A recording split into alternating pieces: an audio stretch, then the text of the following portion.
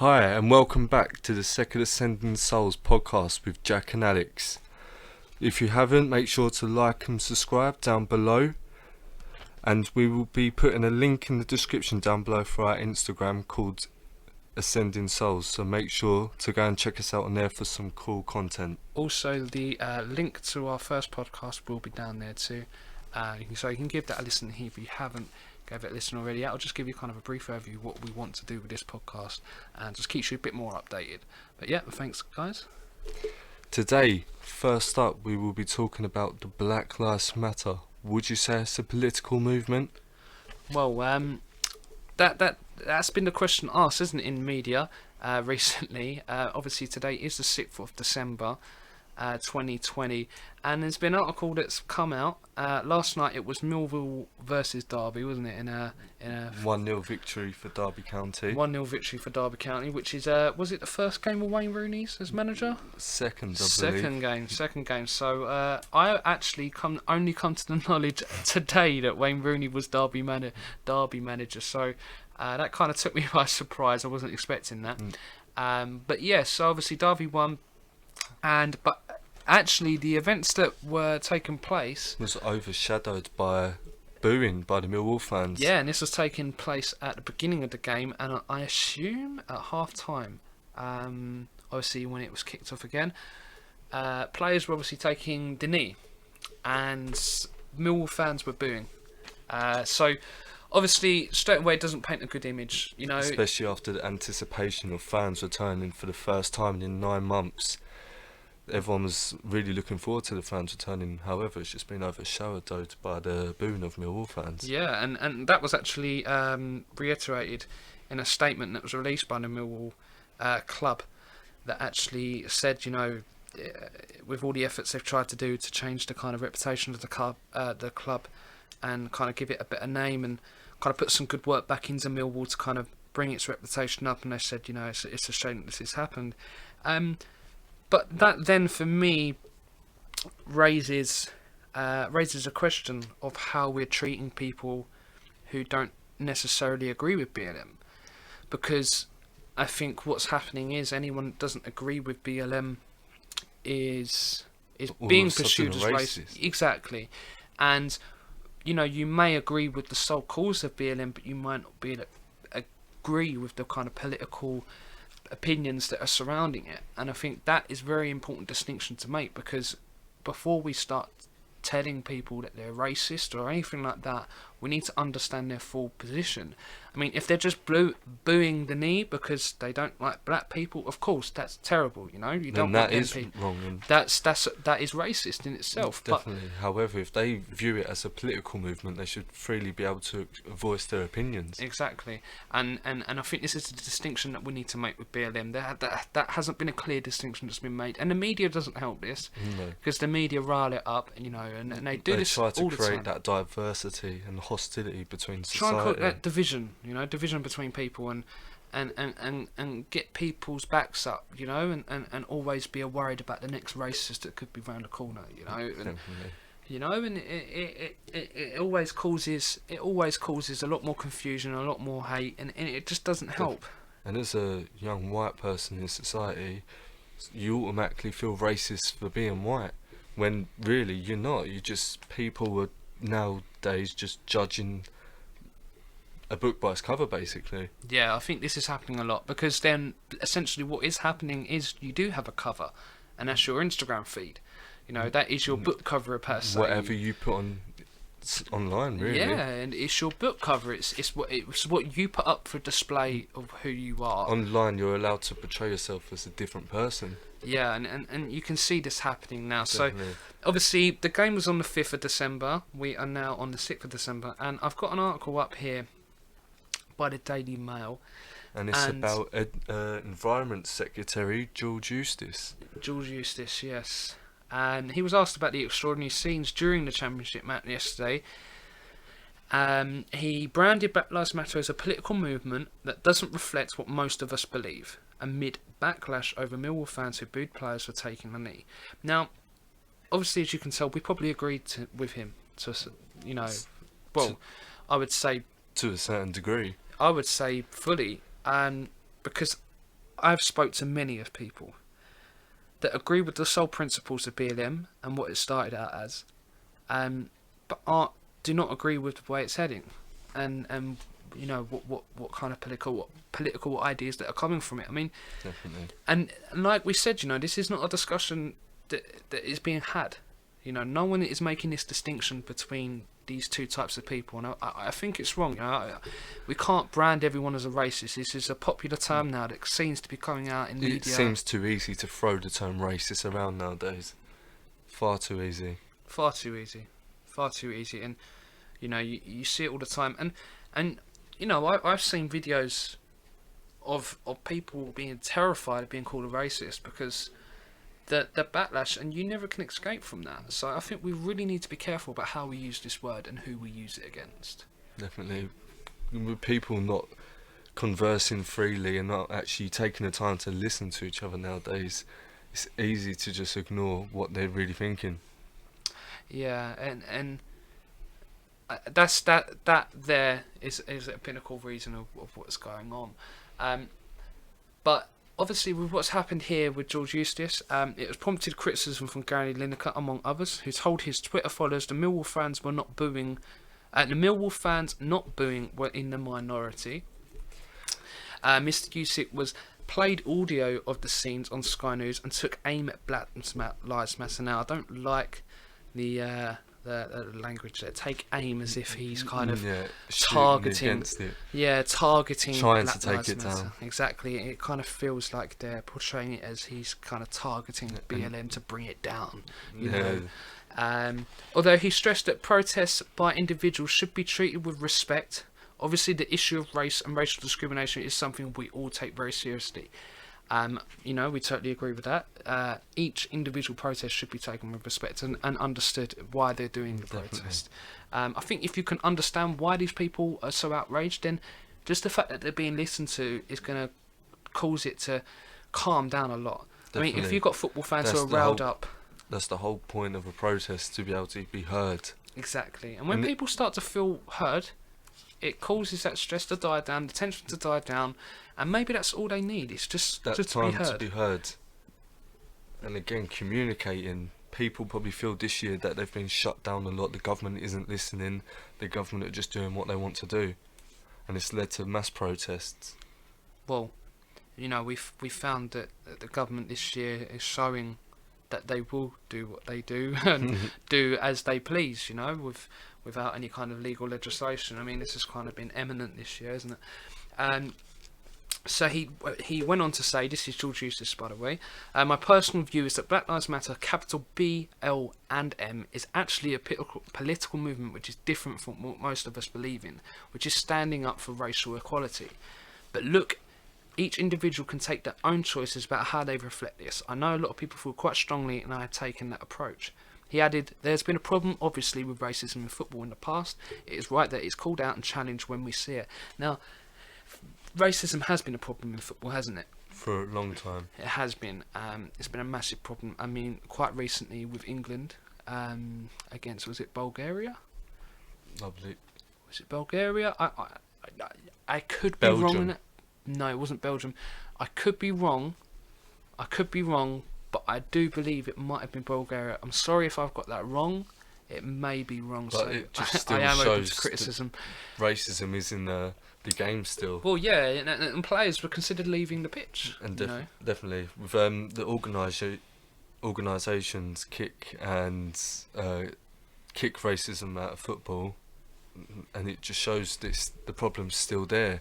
What more groups can we make, and nothing's going to change still. Yeah, and I think there's been a lot of acts of actual racism within football. I think football is one of them things that racism tends to actually appear in. You know, there's racism within all aspects of society, of course, but it's one of them things that it seems to be a lot more evident with football, because I think people feel they're in an environment where they're untouchable because you're in a crowd, in a stadium.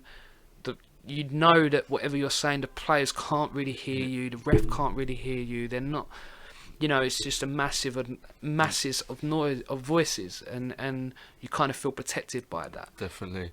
We look at the guy, the Burnley fan who was responsible for the White Lives Matter banner which flew over the Etihad back in June. He's been banned for life.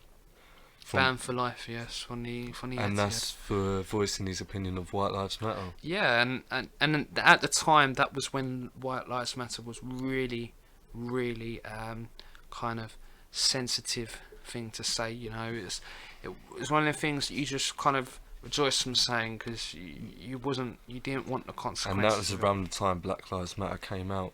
So it was a. Oh yeah, you know that started coming up. I mean, Black Lives Matter have been a political movement that, I wouldn't say a political movement. They've been a movement that has been around for many years, but it's the recent kind of evolution of BLM that has become a kind of more dangerous approach to things. So George Eustic is obviously facing a bit of criticism here. It doesn't seem as though he's going to have major consequences, which is good. We obviously don't want any consequences for him, because he is just having an opinion. Having an opinion, which is and too many of those have been taken away this year. Exactly. The club has worked tirelessly in recent months to prepare for the return of supporters, and what should have been a positive and exciting occasion was completely overshadowed, much to immense disappointment and upset of those who have contributed to those efforts. So this, for me, I may be wrong, but it does imply to me that the fans are being treated just as racist. I mean, I understand with the stigma behind Millwall, I can understand why they would make that assumption. But I do think it is quite important that we shouldn't just brand them as racist straight away. Definitely. I think that is a very important thing to do. The article then went on to say the impact of such incidents is. Sorry, this was the Millwall board. The impact of such incidents is not just by the players and management, but by those who work throughout the club and in its academy and community trust, where so many staff and volunteers continue passionate and endeavours to enhance Millwall's reputation day after day, year after year. The club will not allow their fine work to be in vain. The players are continuing to use the biggest platform they have to support the drive for change, not just in football, but in society in generally. We look at the Premier League, for example, who dropped the Black Lives Matter slogan from them shirts back in September. They replaced it with no room for racism. Yeah, I think for me that says a lot. I think it's showing that.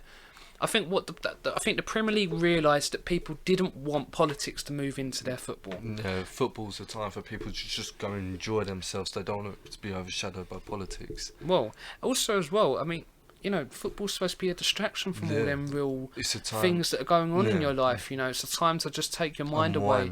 Exactly. Enjoy yourself. Exactly. When you're watching that game, you know, me as a Spurs supporter, you as a West Ham supporter, you know, when you're watching that game in that 90 minutes, you're not focusing on political problems. You're focusing on football. You're focusing on your team, and the passion overtakes it. And you're in the moment, and that's the most brilliant thing about it. Exactly. It's a distraction from what's going on. People don't want to see politics moved into their football. It's a separate time. It's a separate occasion.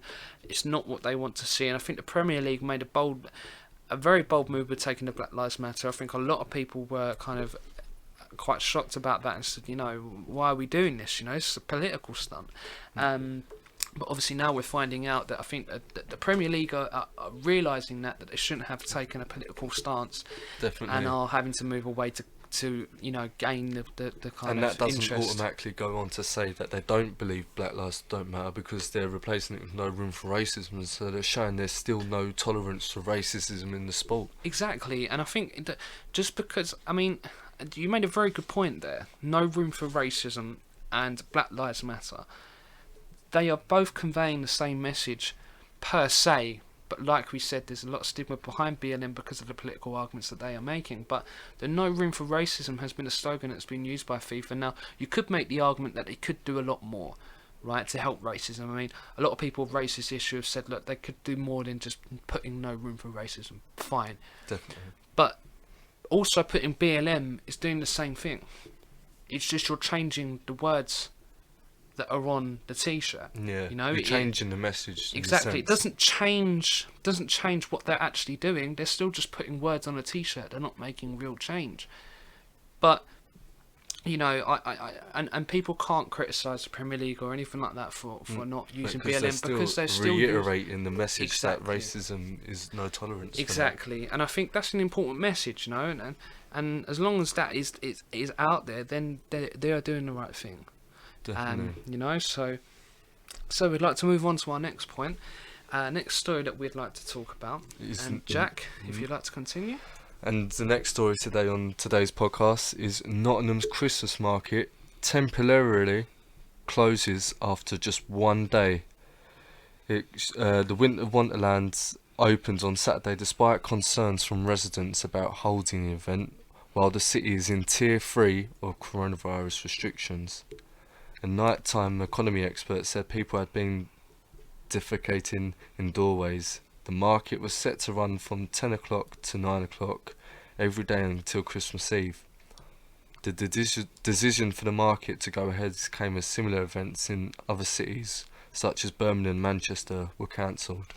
Yeah, so basically what had happened is in Nottingham the Winter Wonderland has been opened, and it was supposed to be opened from 10 a.m. to 9 p.m. every day up until Christmas. And that was the plan. And that was a time where Nottingham thought, wow, this is an opportunity for us to really feel like it's Christmas this year. Exactly. And it's obviously there was a lot of talk with Christmas. You know, there's always been an idea, can we have our Christmas? You know, the public asking the government, can we have Christmas? I mean, does it get any worse than that? I mean, wow, we just sound like kids. I know, you know, go, please, can we just at least have Christmas? You can lock us away for as long as you want, but if we get Christmas, we'll be good as gold. We'll follow the rules. Exactly, and it's quite... Lock us up for months, we'll stay in. Years, we'll stay in here, watch our Netflix and buy stuff off Amazon. Just rack up the bill charges for more money to be paid out.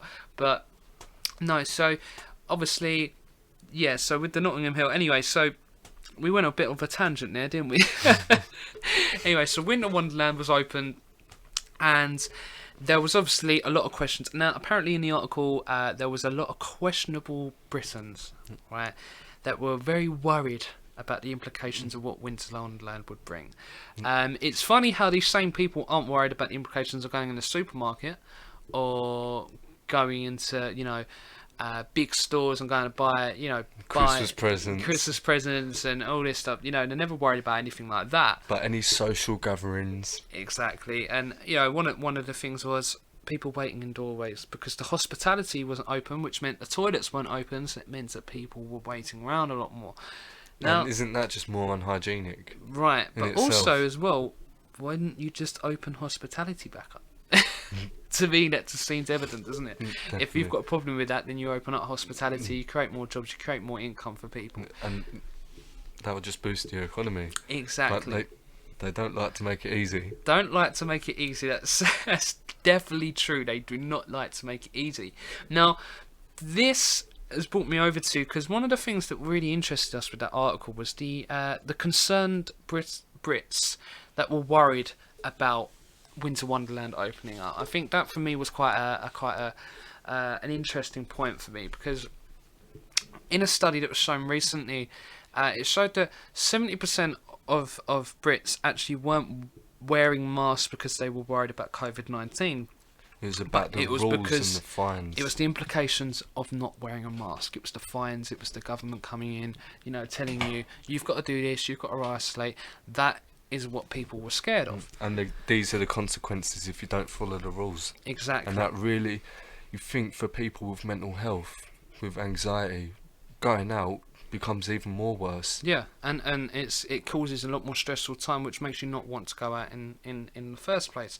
So, following up from that, it says here, we've got an article, and this article is in the Telegraph, and it says, coronavirus latest news, half of Britons will wear masks after getting vaccine.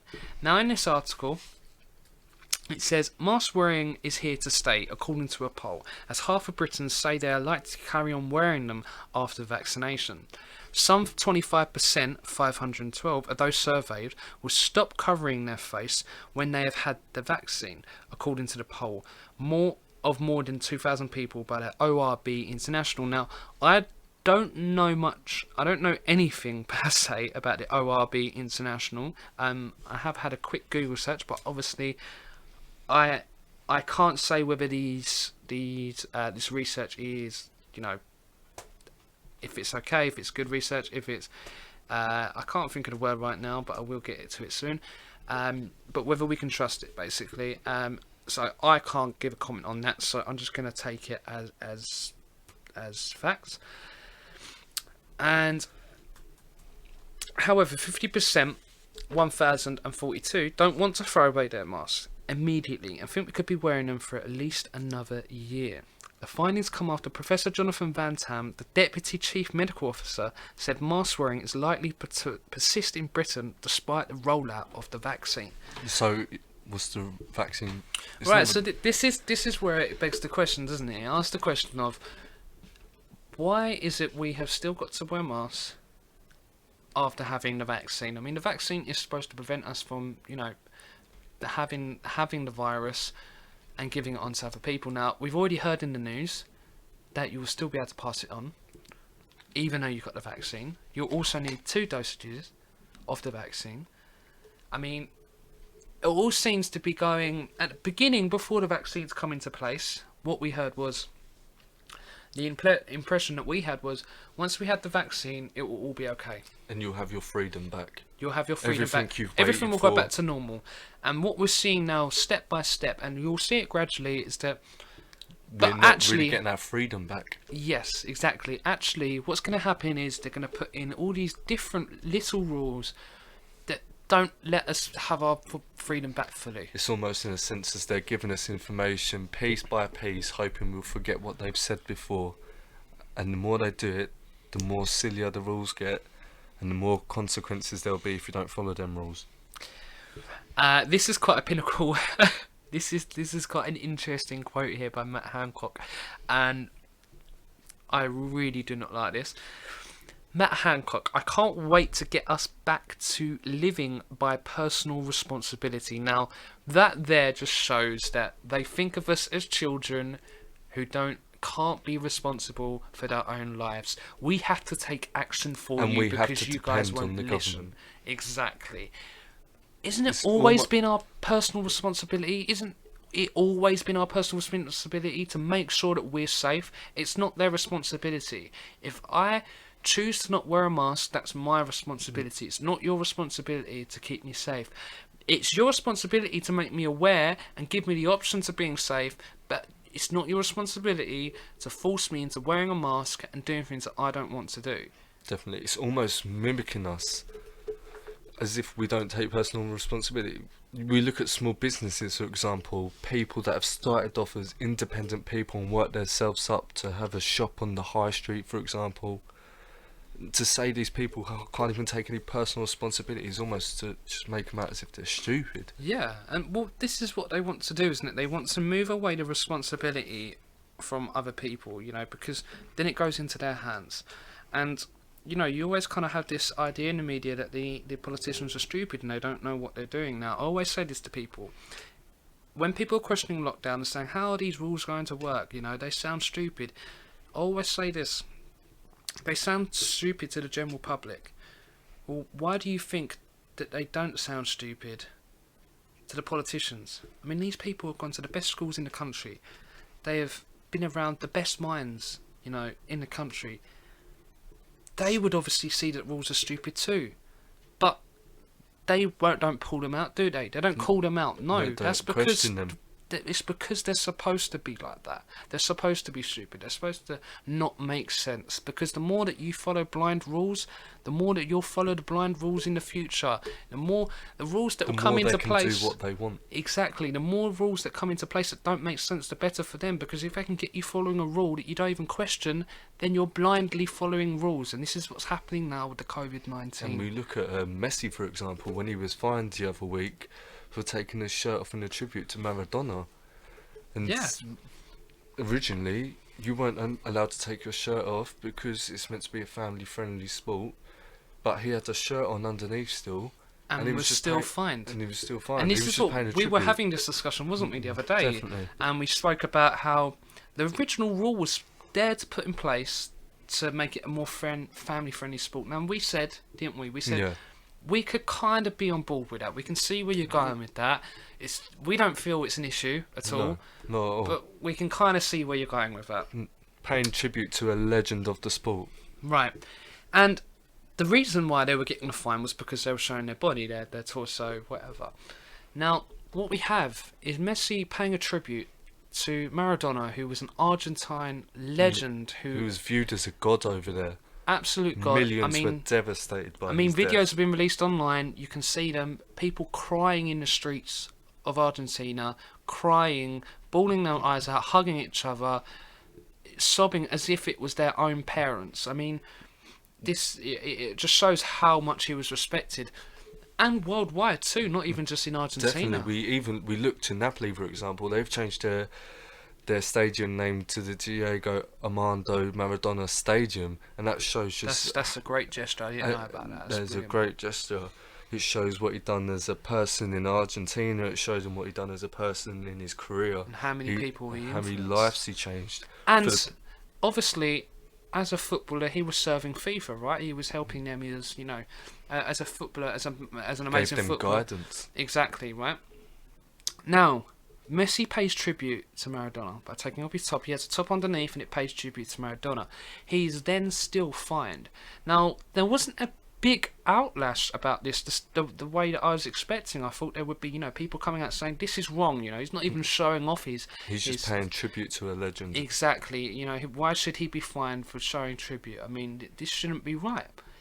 And the latest story on that is that the old Barcelona manager will be paying the fine, won't he? Yeah, the fine of only €600, but still, it's the principle. The fact that they're giving him a fine for paying tribute to a legend who's changed millions of lives. Yeah, I think that for me, it's not, that shouldn't be allowed, and I don't know who was in charge of that, and I don't agree with that, but they should be ashamed. Should be ashamed of themselves. Yes. So yeah, that so as you can tell, we're not very happy about that. But moving back over to Matt Hancock. So moving over to Matt Hancock, yes. So obviously we were talking about this today. So we went off on a bit of a tangent there. We seem to do that quite a lot on this podcast. So anyway, as we're going back to the article here, so obviously 50% of people were saying that once they had the vaccine, they were still going to wear masks. Now, Matt Hancock, I can't wait to get us back to living by personal responsibility. I will tell you where I was where I was standing when I found out the vaccine was approved. Here, I was standing on this point. A grinning Matt Hancock clenches his hands into his two fists to demonstrate how he reacted. Wow. Sounds very happy about this vaccine, doesn't he? It just sounds evil. Something out of a book. Something out of a film. It does, doesn't it? And the most annoying thing is he's always grinning. You look at him at Good Morning Britain with Piers Morgan, he's always grinning. Always grinning. He's got that very weird, kind of creepy grin And to him, isn't he? That in itself should just make the public question this vaccine in itself. Just that grin of him, of him, just contagious, The Karens will still be like, yes. Thank you, Matt. Thank you for Matt Hancock. What would we do without him? It is a Friday night and the Health Secretary is still in buoyant mood in his top floor office at the Department of Health and Social Care on London's Victoria Street. And well, he should be, after the Medicines and Healthcare Products Regulatory Agency approved the Pfizer BioNTech vaccine last week. Britain will become the first country in the world to start administering the drug. The global fight back against coronavirus will start in an NHS hospital. It was almost written in the stars, wasn't it? Yeah, it was. Thank you, NHS workers. It always seemed like that was going to be the option. Now, the solution, the problem, reaction, solution. That actually reminded me of another point, and I might have to get up quickly, and Jack may have to keep you entertained. But there was news recently of all the government had put in place a law that basically taken away all liability from the vaccine companies that create the vaccine, and basically said that if anything goes wrong with the vaccine, it's not their responsibility. They won't be liable and they won't be held responsible. So Matt Hancock is telling us he can't wait to get us back for our personal responsibility. However, for this vaccine, they can't take responsibility for themselves. What's that to say? They've got no personal responsibility. Well, one of the things we also got to remember is that the government has taken away from being liable too. So I think this, for me, explains a lot. And you had to start asking the question, you know, why is it they're all trying to move away from this vaccine? You know, is it because they haven't done enough testing? Is it because they already know there's going to be something wrong with it? Is it because the actual vaccine itself, they know, is actually for bad intentions? I mean, we don't know, do we? And it's crazy. It's almost as if they want to say, yes, we'll give you the vaccine, you'll all be happy, but if anything goes wrong, do not come to us, it's not our fault. Yeah, and you got to understand, you know, a lot of people are questioning this vaccine. A lot of people are starting to kind of jump onto the bandwagon, you know, and it's causing a lot of confusion within people, and we're seeing the media now kind of get a lot of you know, scientists on and kind of explain, you know, how this vaccine is completely safe and it's all okay, and you know, and we're seeing it a lot now. The media are really trying to push this kind of idea that it vaccines will be are fine, safe. and they're just trying to reassure us. They're trying to say, don't listen to the conspiracy theorists. Yeah. They'll make us out to be crazy, but yes, just listen to us. The COVID vaccine works. Take it. And like a point that we made, you know, in our last podcast, you know, is when they say all this, you know, they say this to us. Oh, it's all okay. That there's in the mainstream media, you've got no one questioning the vaccine. No one. I mean, no one. They might be going, you know, is it been tested enough? You know, but there's no one really going, what's in these vaccines? Yeah. How have you only got a vaccine after a year? There's no one asking the real questions. When for years we haven't been able to find a cure for cancers. And we're starting to see now with the World Health Organization hinting towards finding the cure for cancer. And by 2030, I believe. 2030, yes. 2030 seems to be the pinnacle year that they seem to be all pointing at. Seems like a lot could be happening within 2030. And it is kind of scary. it is kind of scary. The next 10 years almost seems to be the transitioning of the world. Yeah, and you know what? There is a advert that was released. It might be the World Health Organization. I'd have to get that up. And it was basically, it could have been the IMF, but I think it was the World Health Organization. And it was basically along the lines of, and it was an advert that was basically saying that by 2030 you will own nothing and be happy, and you will rent everything by drones. Now I will put a link to that in the description below, so you can have a little watch for yourself and you can see what I'm actually talking about. But in this video they were trying to make it out as if it is something that's going to be brilliant for you. You're going to be stress free. You're not going to have the stress of owning anything. You're not going to have the worry of anything getting stolen. You're just going to rent everything, and it will all be in the government's name. All in the government's name. You'll be dependable on the government, and that to me is scary. And it's also all going to be delivered by drone. I mean, and to me it's scary. I mean, a lot of people. I mean, it depends on what way you look at it. And I mean, it does sound very far fetched, but it's very close by. It's very close by, and everything is pointing. This is just round the corner. Just round the corner, you know, and you can't deny that. I mean, something we were talking about earlier was that we've had a drone come over our garden, come over our house and look over late night, and we've even had suspicion that it wasn't just someone with their drone, that maybe it's a new method that they're using to maybe watch people, make sure they're socially distancing, make sure they're staying indoors, because this was happening during lockdown. And there is a lot of action, there is a lot of talk with police and government using drones to help keep people... To combat violence, combat COVID, make sure everyone's kind of going by the rules and making sure that everyone's doing as what they're told. So and it raises the question: will we have any privacy? Will we be alone when we're in our homes? yeah, I mean, Who's to know? to be honest, people aren't alone in their own homes already, aren't they? I mean, think about the Alexa. The Alexa itself, I mean, it's just a microphone placed into your home, and it's listening to everything you say. It has to be switched on to be able to hear you say Alexa. And do you think, now, Amazon has been known to have some shady deals with the CIA.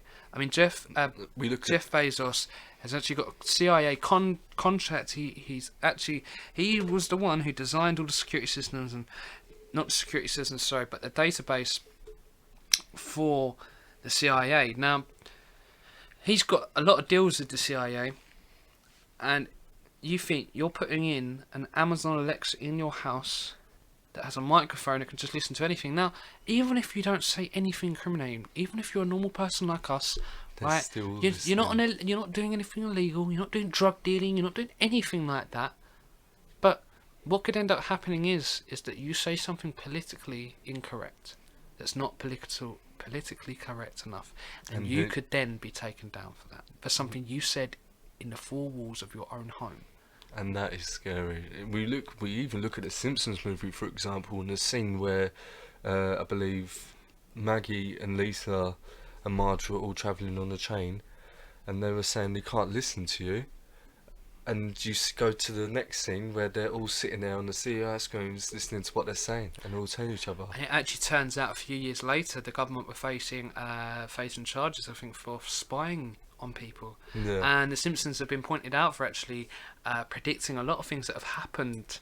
They're predicting the future, basically, and it's been happening since the 90s. They've been predicting the future. I mean, it's crazy. It's almost telling us. If you don't already know about that, I'm sure you already do. If you stumbled upon our video, you probably do know about that. But if you don't know, go and check that out, because it is extraordinary. I mean, the amount of predictions they have made. And this film was made years ago. Years ago. I mean, 2008, something around that time. I think it was. Yes. Yeah, the Simpsons movie would come out. So it was around that time. Very good film. Very good film.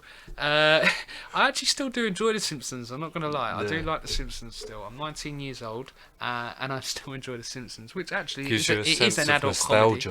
Exactly. It is an adult comedy, so really that's not too surprising. But so anyway, another headline we've got here, and it's "Escape to the country to avoid the virus. No thanks."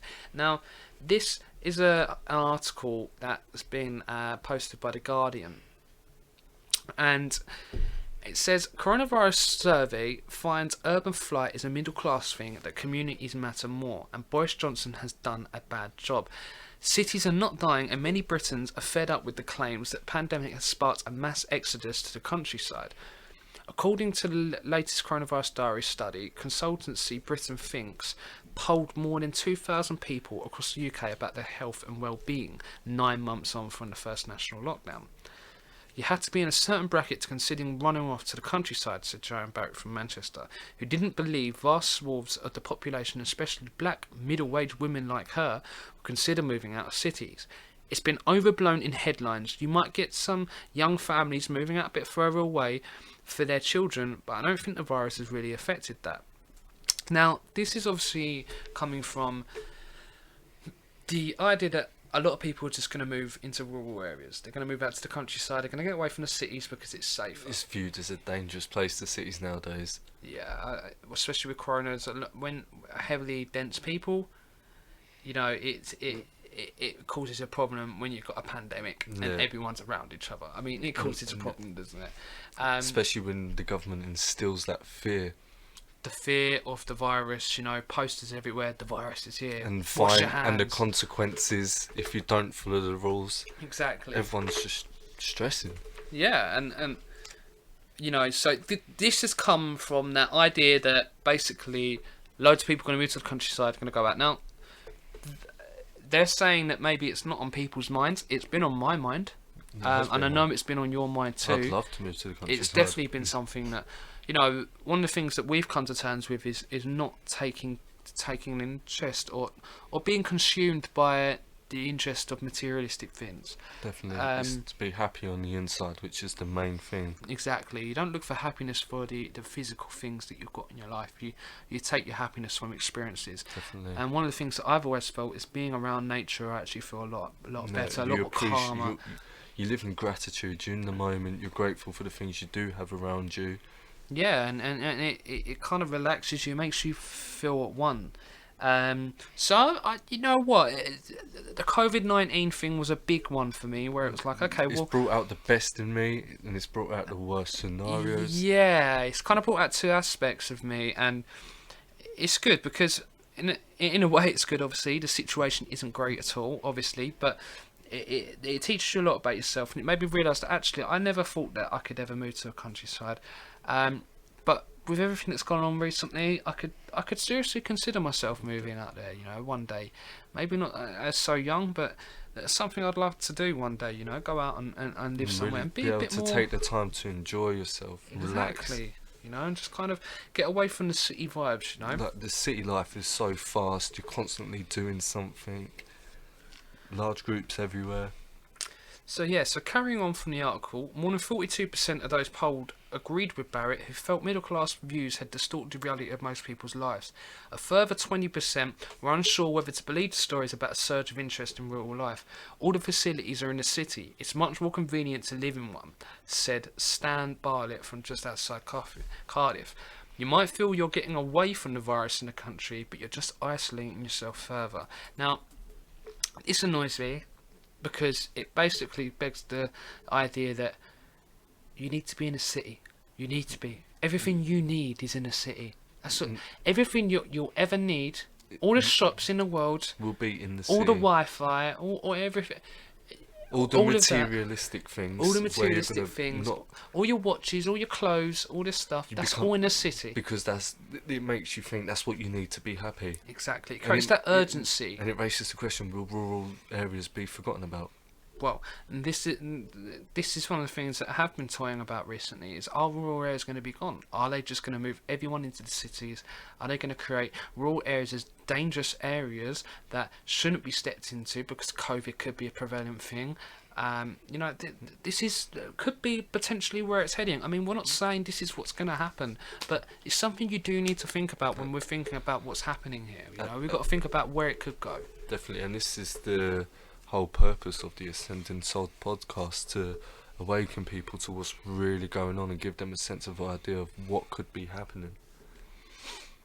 So, in an online focus group, Andrew from London added, "It's like when you keep hearing about this thing called Zoom fatigue everyone has. I just don't think it's true. Most people haven't used it or even heard of it."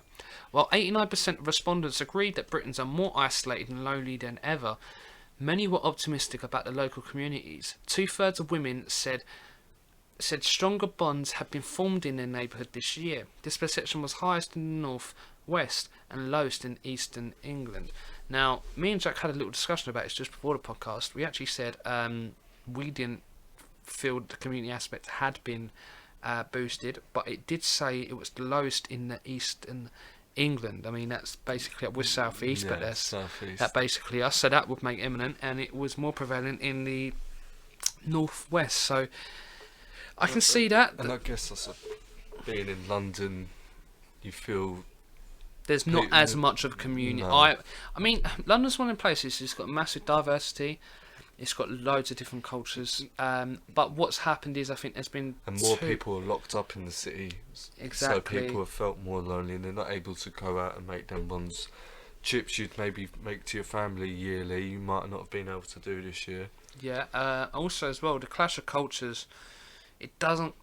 You know, I've found with London recently, it's become more. It's become cultures have come at clash with each other because you're putting a lot of different cultures in one place, and they've all got to live well together, and it's difficult. And I think this is why the community aspect could be going.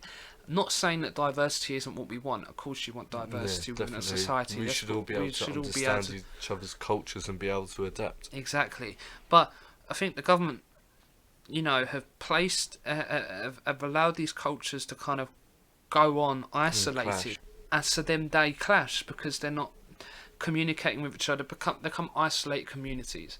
And this is what happens. It's not a one big community, it's isolated communities within a community. Different people clashing, different cultures clashing. Exactly. So I personally think that might be one of the reasons why we're not seeing a lot of community aspect that's happening from coronavirus. And it gives them a reason for the government to install more policing, more control. Well, that's actually a very good point, actually. I mean, the first day that we went out to, the first day I went out, and after the lockdown, the first day the shops have opened, actually, the massive police presence. I mean, one of the things that really annoyed me was that, when London was, receiving record amounts of stabbings, what really annoyed me was the lack of police presence that was about. And I felt it was a really important issue we really needed to tackle. And one of them things, right, I want to point out that generally speaking, the normal average person isn't prone to getting stabbed in London, right? It's not about random civilians getting stabbed. It's not that. It's gang related, right? So I don't feel so much, that I'm worried too much about going around London because it's gang related. I wouldn't be a target. But it's the principle. It's the principle. We should be saving these kids. And most of these people who are dying, they were 14, 15, 16 years old, getting stabbed, getting left. It was terrible. Mothers having to lose their children through violence because there's older people exploiting these children, and because the police wasn't enough of a police presence. Exactly. And then when you get these lockdown rules in place, we're seeing police all of a sudden coming out 6, 7 o'clock at night in pairs walking down these roads. It's right. Almost and there's been video footage of police arresting old women for responding back. I mean, old ladies. An elderly 76-year-old lady outside Parliament, an MP saw just before he went into the House in the Commons and called it a disgrace. I mean, and this is what's happening now within our society. And when you start asking the questions, well, why wasn't the police about when these kids were stabbing each other, or when these other big issues are happening in society? Why aren't the police prevalent? But the one thing that they want policing out on is COVID-19. And I mean, for me, it tells me a lot. One of the things that we've got to understand is how they can have billions for track and trace. They can throw money into, Didn't they throw 16 billion in the track and trace? Track and trace, yeah. It was billions. I don't know the exact figure, but it was billions. I know that. And the furlough scheme, they ploughed money into that, even though people were even getting the right amount of furlough and weren't getting enough, I don't think. And these small businesses ain't getting the funding they need. And you're seeing how their priorities, their priorities are just not straight. These young kids that could have been saved, community centres that could have been still been here if they just gave them the funding. And think about this, how we always seem to have money for these useful things that are track and trace. I mean, the government's ideas. They've always got the money. Right. The government ideas. Always got this money for this. They've always got the money for funding the wars. They've always got money for all this stuff. But the homeless problem, the kids stabbing each other, the NHS being underfunded, all these issues always seem to be issues that would benefit the public. Yeah, having more police, but the hospitals having the right equipment.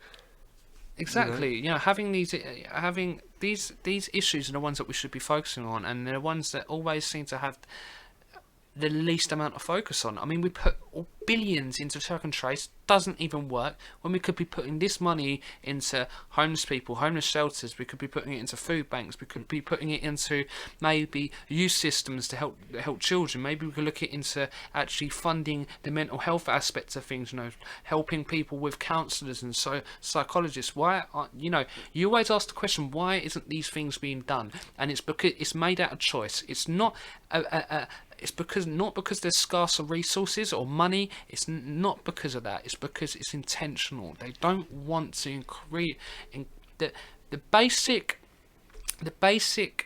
standard of living has gone up, but not proportionately. No. And not in a way that it should be. I mean, you're seeing that the riches are living even better and better than they was 200 years ago, but we're only living half of better than what we could be. And this is the running problem. Down to poor choices by the government. The same issues that have been here for years. And the way the government's going now, it's probably going to get worse. It's going to get worse. Well, it doesn't show any signs of slowing down, does it? I mean, they're just trying to, really trying to accelerate the plan in, because they need to. I mean, they know they're losing the public's trust. They know they're losing the public, and they know they need to accelerate their plans if we're going to go ahead. And it's something that we need to do now. We need to come together, and we need to come by at this time, because I mean, we've got time. We've got time to change the outcome, and that's but why we haven't got a lot of time, and we need to make sure that we aren't complying. And we always say this, right? And I hear this a lot with a lot of the podcasts I watch, and a lot of things that we watch, right? And we'd like to reiterate it onto you. You've got to remember, these people, they're a handful of people, right? We, as one, outdo them a million to one. Unstoppable. We're a million to one. We outdo them as a group. We are so much bigger and more powerful than them, and more louder. Exactly. And if we say this ain't happening, we stop it here, and then it has to be. This is what we believe, and we all come together as one to voice our opinions. We will be heard, and things will start to change. But it's not even about being heard, Jack. Right? You know why? Because if we say no, it's no. Because the only way it works is if we comply. If we just never complied, the government would never even have the control. No. Can you imagine if the government try and implement these rules? Implement these rules, and 66 million people are going no. Well, how are they going to make you do it? Prisons wouldn't be big enough. Exactly. The court system would just be overloaded, flooded with things they have to deal with. And they don't even want to do all the paperwork now, let alone when 66 million. Exactly. People. So if we can get to a point where we can just get people to go, no, I'm not complying, and stand up for principle. Don't be worried about the implications. This is more than a fine. This is more than £1,000 fine. This is about the principle. We pride ourselves on freedom of speech.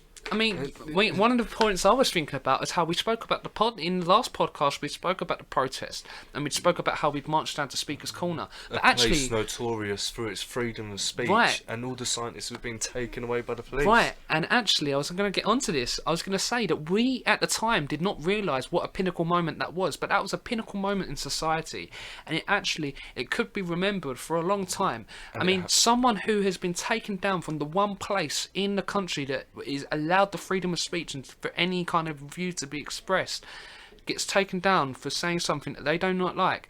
That's a pinnacle moment within our society, and it shows a lot about where we're heading. In mainstream media, exactly. The fact that these scientists were taken away. Sorry, but just quickly, I realised how important that our perspective on that protest was, because a lot of the stuff that we were talking about wasn't actually being reported on within the media, and there was a lot of things that happened that day, and there was a lot of things that happened that showed that even changed our opinion of what was going on. I mean, with the protests, I mean, even I had a bit of a like, come on, man. I mean, the police can't be that bad. I mean, the crowd must be doing something. But I mean, there was a very, very, very tiny minority who were causing trouble, and actually we found they belonged to Antifa. Antifa come in, tried to take over the protest. That was when the violence was more occurring. They set off flares, they caused disruption, and this caused the police to then come in and charge the crowd and do these things. So, but up until that point, very peaceful. And very peaceful protest. You felt proud to be a part of it. After the speeches were made, to see the police presence came in, you felt the atmosphere change, you felt the tension in the air, and that's when I felt unnervy. That was when the police came. I didn't feel safe at all, and that day was a very important day for me on a personal level, because my whole opinion of the police changed, seeing how aggressive they were being to these innocent people who were there for peace and love, and to just express their opinion, to have that all taken away, it really is a shame to see. Yeah, actually, you touched upon something there. That's a very good point you made. That day really did change my opinion of the police. And one of the things that we were actually chanting was that we are with the police. They are us. They are us in uniform. They are people just like me and you. They go home to their wives, their children. They go home and have dinner, and they go home and sleep and wake up and wake up for work in the morning at 6 o'clock. They probably turn over to the wife and go, "Oh, I can't be arsed today." But yeah, they still they do the same as us. Yeah. Or I might call into work. They do all the same things as us, because right? they are people. They are people just like us, and they belong to us. They and they're public servants, and you got to understand they are people, and we should care just as much for them, but we also need to start questioning their tactics. Yeah, and telling them, look, and I think a lot of police officers are starting to question now taking orders. I mean, the police are becoming like military. You just take your orders and you do as you're told. And we spoke to a guy who served in Iraq at the protest. Yeah, he actually served in the military. He was a mechanic. Mechanic. Yeah, he was a mechanic, working on stuff out there, and he was telling us stories of what was going on. And he was saying how he didn't really question it then, but now he questions it, because when you're in the military, you don't really get time to question it. You just got to follow orders. Every day you're following orders, and if you're not following orders, then these are the consequences. And it's the same with society now. All these rules that are being put in place, and if you don't follow them, here's the consequences. Oh, yeah. Sorry about that, guys. The podcast actually cut off there. While we were filming, the mic seemed to cut off. So actually, luckily, we wasn't actually looking to extend the conversation anymore. Maybe just an extra 5 minutes or so. But we felt the need to just basically say thank you, guys, for listening to us and listening this long. It really does mean a lot to us in these early stages. Obviously, we want to get interactive with you guys as well. If you've got any questions for us, if you want to send in anything that you maybe want us to talk about or maybe look into, then send us some questions. Remember as well, links will be in description for our Instagram and for the first podcast too. So we just want to say a big thank you for listening, Jack. And I just want to say thank you too. Some content will be going up onto our Instagram very shortly, so we'd like to hear from you on there as well in the comment sections. If you want to DM us anything you've seen in the news or you find interesting that you might want us to talk about, feel free to DM us. Yeah, so thank you guys, and we hope to see you next time.